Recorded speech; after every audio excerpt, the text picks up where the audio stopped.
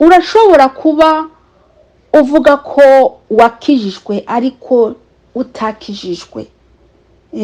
Urashobora kuba uri umuririmbyi ariko Yesu waramutaye hanze, ari hanze atakurimwo nawe utamurimwo, mbese mutazinanye. Yesu nashimwe. Urashobora kuba uvuga mu ndimi ariko Yesu waramusohoye muri wowe, yaragiye atakiri muri wowe. Yego, ariko reka ndabwire ngo umwami Yesu araje. Yamara nubwo wamwirukanye ukamuvana muri wowe agasohoka akaja hanze, reka ndakubwire ngo nubundi aracakomanga ko Imana yo mwijuru yabahaye ibyo mukwiye kugenderamwo. Yarababwiye uko mukwiye kugenda.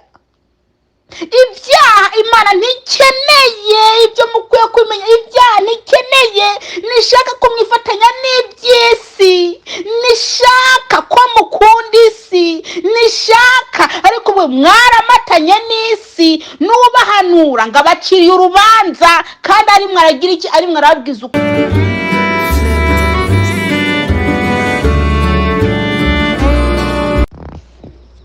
Yesu nashimwe cyane. Tero ry'Imana ndabashuje mwese, amahoro y'Imana abane namwe bene data. Wholeness Philadelphia ndabashuje mwese. Ndabazaniye ijambo ry'Imana. Ijambo riri mu gitabo c'Imigani igice 4 ku murongo wa 20 gushitsa kwa 22. Yesu nashimwe cyane. Mwene data, nubundi ndacakwibutsa ko umwami Yesu aje. Umwami Yesu arimo arakomanga ku rugi rw'umutima wawe, ariko warinangiye umutima, waramuhejeje hanze, waranze ko yinjira. Yamara nubundi aracakomanga, aracakomanga kugira ngo yinjire mu mutima wawe. Byukuri urashobora kuba uvuga ko wakijijwe ariko utakijijwe. Urashobora kuba uri umuririmbyi ariko Yesu waramutaye hanze, ari hanze atakurimwo nawe utamurimwo, mbese mutazinanye. Yesu nashimwe. Urashobora kuba uvuga mu ndimi ariko Yesu waramusohoye muri wowe, yaragiye atakiri muri wowe. Yego, ariko reka ndabwire ngo umwami Yesu araje. Yamara nubwo wamwirukanye ukamuvana muri wowe agasohoka akaja hanze, reka ndakubwire ngo nubundi aracakomanga ku rugi rw'umutima wawe. Nubundi aracakomanga, arashaka kongera gusubira muri wowe, arashaka kongera kukujamwo, arashaka ko nawe umujamwo. Haleluya. Rero mureke gukumantaza imitima, nimufungure imitima yanyu, maze Yesu Kristo we ubwe yinjire. Naho ubundi mwamwugaraniye hanze, kandi umenye ko namwe muzakugaranirwa hanze. Ibyo byo mukwiye kubimenya. Yesu Kristo mwamwugaraniye hanze, mwanze ko yinjira muri mwebwe. Mwebwe ko namwe Yesu Kristo azabugaranira hanze, ntago azakwemera ko mwinjira mu bwami bwiwe. Yesu natugire neza. Aho hantu mukwiye kuhafata nka nkama, aho hantu mukwiye mbese kuhashira mu mutwe, mukamenya ko uko nguko muri ko muramwugaranira hanze, mumenye ko namwe azabugaranira hanze, muzahera hanze, ntago azabafungurira. Ntazabafungurira. Bene data, mwibuke mu gihe ca Nowa yarabaza ubwato, asemerera, abantu baranga gufungura imitima yabo. Abantu baguma bagira iki? Baguma bakumantaje imitima yabo, bagumye bakumantaje imitima. Nowa aguma semera. Ariko abantu bararebye Nowa bagira ngo numusazi, bagira ngo ibyo ari karavuga ntibizashika, mbese bagiranye bamufata ukundi kuntu, bo imitima yabo iguma ikomantaye, baranga gufungura kabisa imitima yabo. kugira ngo umwami w'abami agira iki abinjiremo. Amaherezo byagenze gute?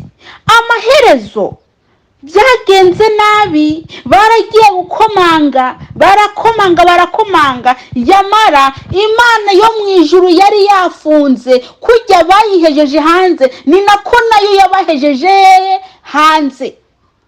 Kurya banze ko Imana ibaganza, ni nako nayo yanze ko binjira mu bwato. Imana yarafunze kabisa, irafunga kabisa, ku buryo nande na Nowa adashobora kugira iki gufungura. Reka ndabwira bene data, mukwiye kumenya ko namwe muriko murafungira umwami wacu Yesu Kristo hanze y'imitima yanyu, mukamufungira hanze kabisa. Reka ndabwire nawe azabafungira hanze, ntago muzigira mwinjira mu bwami bwiwe. Mwari mukwiye kwifata seriye bene data. Wewe wari ukwiye kwifata seriye. Nimba yifata nk'ibintu ze bidasebinyi nk'ibintu bisanzwe. Reka ndakubwira ntibisanzwe. Ntabwo bisanzwe. Muriko muranga kwihana by'ukuri, muriko muranga Kristo. Mwaramwivanye n'abandi bari bamufite, baramuvanye muri bo, baramutaye. Baramutaye, bamushize hanze, baramwiyambuye, mbese bamushize kure, bamwiyambuye nka kujya bambura umwenda. Ariko reka ndakubwire, uko nguko wamwiyambuye ukamushira kure yawe, ni nako nawe azaguta kure ye, ku buryo uzataka avuga ati wapi sindakuzi, ku buryo uzarira avuga ati reka sindakuzi.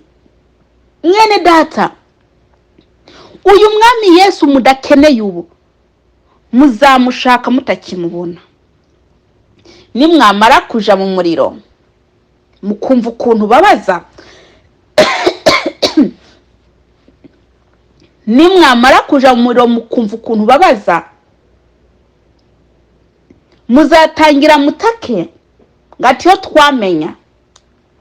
iyo twamenya. Bene data, ubu mwumva kabisa mumufite fiyeri kabisa, kubera ko mutaratabwa mw'uwo muriro. Ubu nyine ibintu by'Imana mbese mwayifashe minenegwe, mwayifashe ibisanzwe. Reka ndabwira ngo Imana iriho 100%. Abantu bose bayifungiraniye hanze, abantu bose bayivanye muri bo bakayishira hanze, abo ngabo baragowe, baragowe. Reka dusome ijambo ry'Imana. Ariko reka ndakubwire ngo nuve mw'ibyo uhugiyemwo, va mw'ibyo ngibyo uhugiyemwo. Ibyo byagutwaye ibitekerezo, ibyo byagutwaye kabisa, ibyo byagutwaye umwanya, mubivemwo, mufungure iyo mitima yanyu, Yesu Kristo yinjire kabisa. Mureke kuguma mwuganiye hanze. Bene data, uko nguko muriko muramubabaza, uko muriko murababaza Kristo, ni nako namwe azababaza, muzarira. Ni nako namwe azabagira, muriko muramubabaza nawe azabikora uko nguko nyine. Azabasubiriza mu nkoko,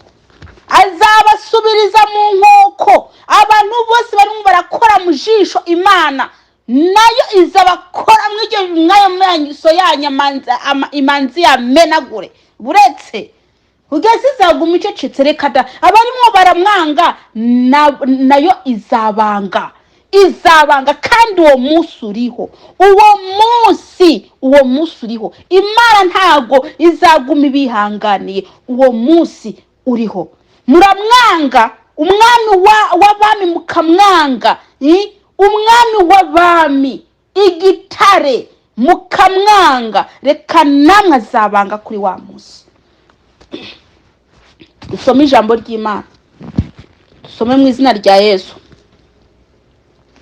Mwana wanjye, shira umutima ku majambo yanjye, tega ugutwi ukuvuga kwanjye, ntibikave imbere y'amaso yawe, bizigamire imbere mu mutima wawe. Mwana wanjye, shira umutima ku majambo yanjye, tega ugutwi ukuvuga kwanjye. Yesu nashimwe. Uyu n'umwami Imana ari mwarabahanura. Nimushire imitima yanyu ku magambo ye, nimushire imitima yanyu ku magambo yiwe. Nimwashira imitima yanyu ku magambo ye, ntago muzamucumurako, ntago muzakora ibyaha, kubera ko mwamaze gufata amagambo y'Imana mwashize muri mwebwe. Nk'akarorero, nk'ijambo rivuga ati ntugasambane, umaze kurishira muri wewe, uramenya ko ijambo rivuga ati ntugasambane, uca wirinda gusambana.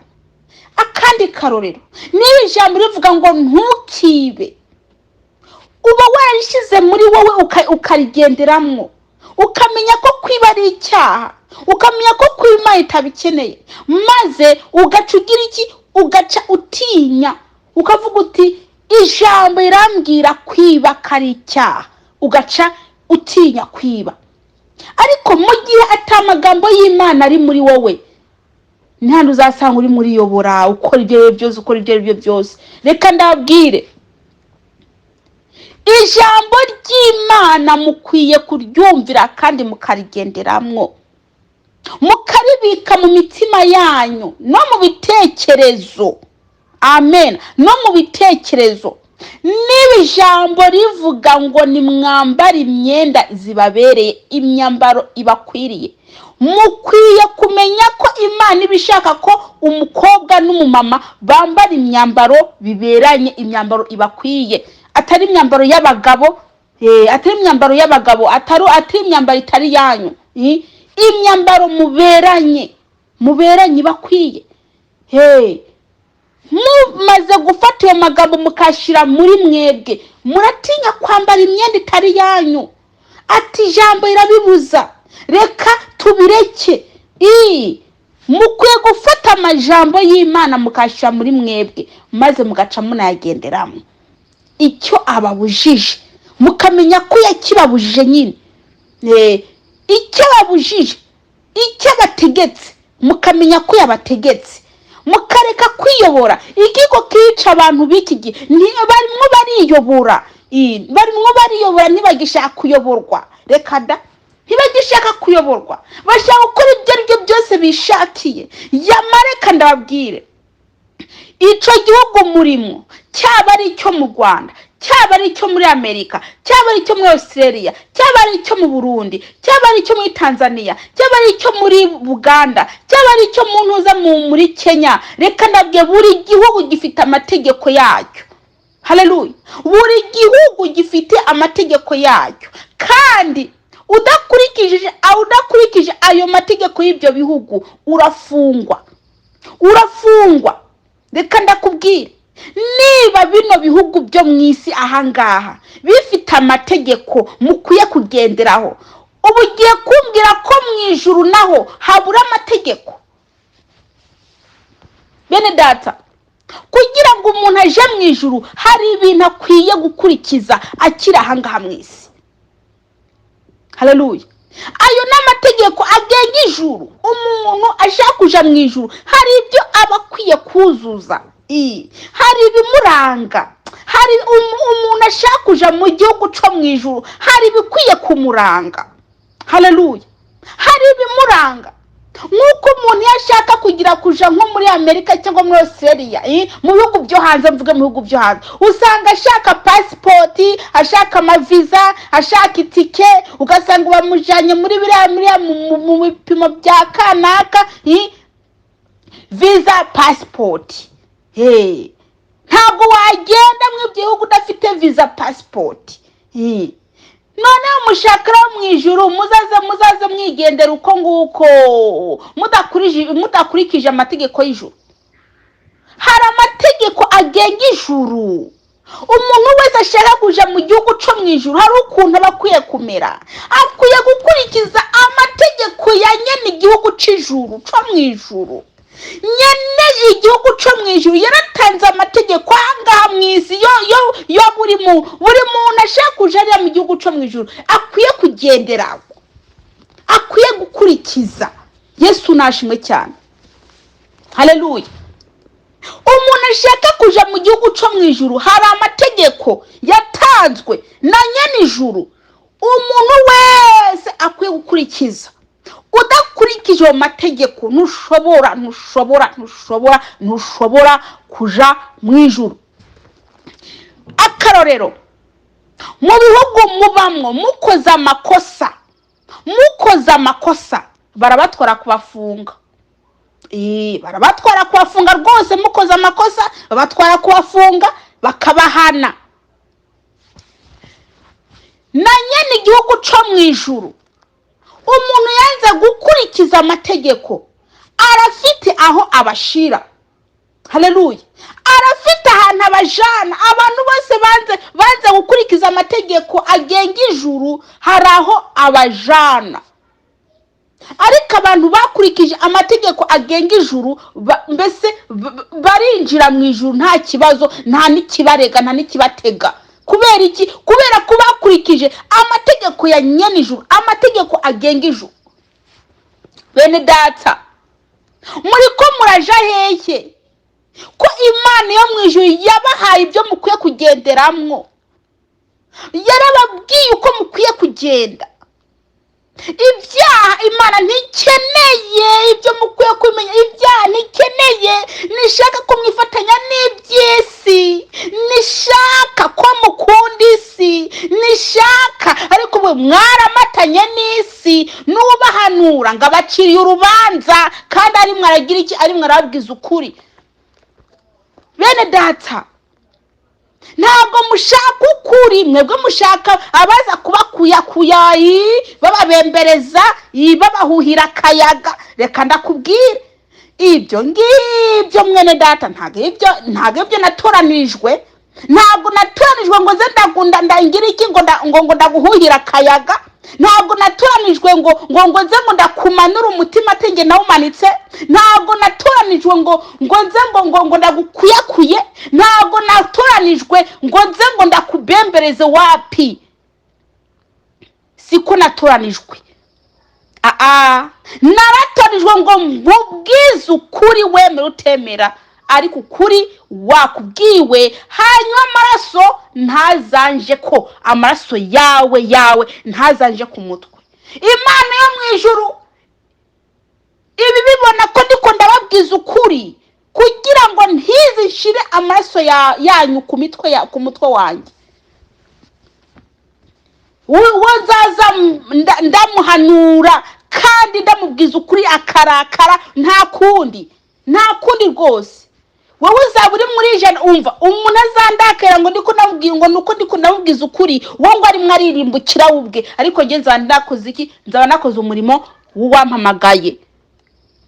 Nayo mpamvu umuntu aza yumviza ubutumwa bwiza agaca byimbye amazuru ngo nakuvuza ibiki. Nimba ibyo umuntu ari karigisha uri murabikora, wari ukwiye kubihagarika. Umuntu wese adakurikiza amategeko agenga ijuru nta juru azajamwo. Nta juru azajamwo. Intumva zose n'umuriro, abantu bose banze gukurikiza amategeko agenga ijuru rwose, umwami w'abami arafite azababika mu muriro. Mu muriro rwa rupfu rwa kangahe? Rwa rupfu rwa kabiri. nigo benshi barimwo barajamwo. Kubera iki? Kubera ko banze kumva, babifashe ibinenegwe, nzakwihana ejo, nzakwihana ejo, nzakwihana hirya y'ejo, nzakwihana ejo, ntibamenye ko iminsi yabo yo gupfa iri mwiregereza. Muko nguko mwanga kwihana, ni nako n'imyaka yanyu igenda igabanuka. Mukanga kwihana, imyaka yanyu ikagenda igabanuka kugeza igihe mupfiriye mu byaha kandi mwaraburiwe. Ariko muragowe kabisa, mutagowe. Ugasanga kabisa uricaye ugumuburi gukanga kumva kabisa. Uri umugore ufite ubwenge ukagumuburi ibyo bikofero by'imisatsi mwambani mubireke. Mukanga ibyo biherena mwambara ntabwo byavuye ku Mana, byavuye kwa Satani. Mukanga kumva. Ese mupfuye mukayipfana, ubuzabwira Yesu ati Yesu rwose ati nta numwe abimbwiye, kandi riguma rikunyura mu matwi. Bene data, nk'ubu byaye umwana akavukana iherena, atoboye yambaye iherena, akavuka mbese asize ibirangi ku munwa nk'ibyo ngibyo uguma wisiga. Akavuka afite inzara zigize ikizi ndende zitari ziwe kandi n'intuza n'amarangi. Ukabyara umwana ameze uko, wovuga ati toka shetani. Kubera iki? Kubera ko uwo ngo sinzi iyo yabavuye kuzimu nta kundi. Kubera niba uzi ko umwana umubyaye akavuka ameze uko, ukavuga ati toka shetani. Ati uyu mwana we nuwahe?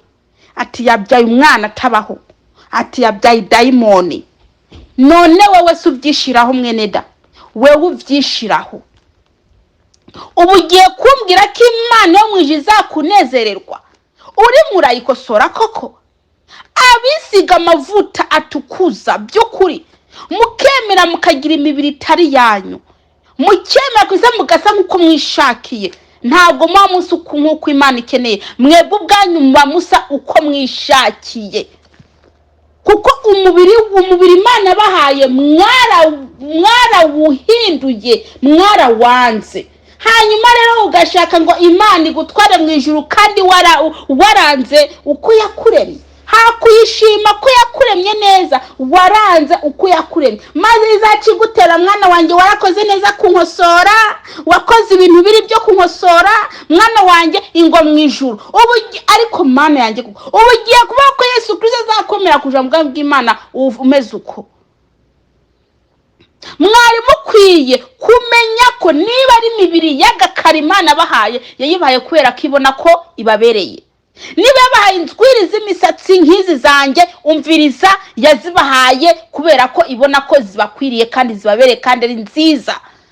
Ikintu cyose Imana yagushizeho, Imana kinezerewe kubera ko mbese iranezerewe.